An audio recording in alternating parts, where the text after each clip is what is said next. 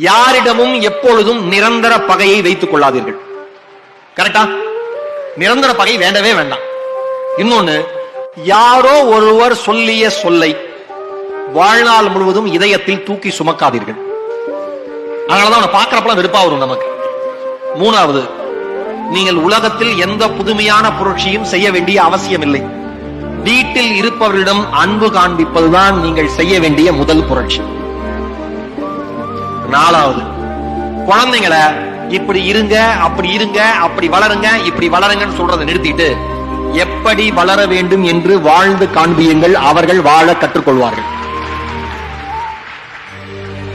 ஐந்தாவது, தெரியாத மனிதனிடம், அறிமுகம் இல்லாத மனிதர்களிடம் நீங்கள் காண்பிக்கிற அன்பு மட்டும்தான் உங்களை மனிதன் என்றே அடையாளப்படுத்தும். அதனால் எப்பொழுதும் அடையாளம் தெரியாத மனிதரிடம் தொடர்ந்து அன்பை செலுத்திக் கொண்டே இருங்கள்.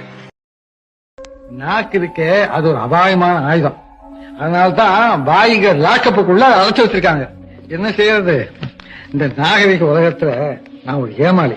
இங்க ஒவ்வொரு செலவு மதிப்பிலையும் ஒரு சதி மறந்து கிடக்கு.